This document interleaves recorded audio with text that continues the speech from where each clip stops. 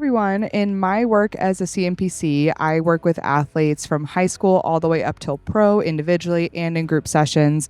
And one of the main hot topics that I cover is confidence. Confidence is a topic that all athletes want to work on. There's a lot of different ways you can teach it, but this is one way that I have found to be the most fun, the most helpful, and the most applicable for athletes to use day to day. I call it the success list because what I found is that athletes, when I ask them, when do you feel the most confident?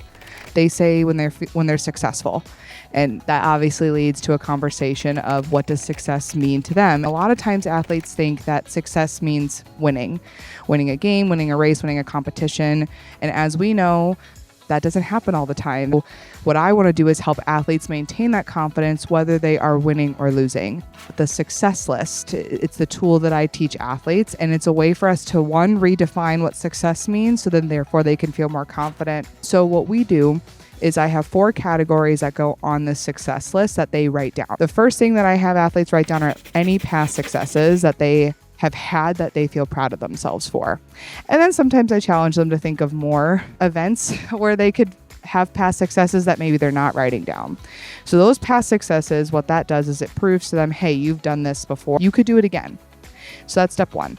Step 2 is strengths. And strengths I break up into 2 categories, physical strengths and mental strengths. The reason I do that is because anytime I ask an athlete what their strengths are, what they're good at already, they give me a personality trait like I'm a good teammate, I'm positive, which is great. So that's the physical strengths part. Then the mental strengths can be, hey, I'm a good teammate, I'm an encouraging teammate, I'm a great leader on the team, I'm really good at overcoming mistakes, and that helps my teammates overcome mistakes too. So that's the mental strengths. Then the 4th category of the success list is your improvements. Now, typically I talk about like improvements in the current season, but it could also be throughout your entire career. What wasn't a strength at one point that is now, that you're good at now? Things that you've gotten better at over time that should be added to your strengths list. Those 4 categories are really helpful for an athlete to feel successful because there's 4 things that are in their control.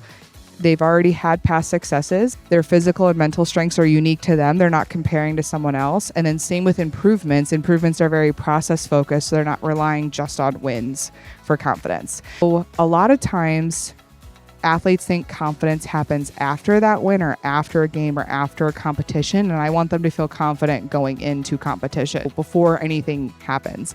And a lot of times that's not the case because in competition, when it's really high intensity and high pressure, their mind goes blank of any past successes they've had, any reason for them to believe that they're prepared or capable for this competition. And that's the opposite of how we want them to feel going in.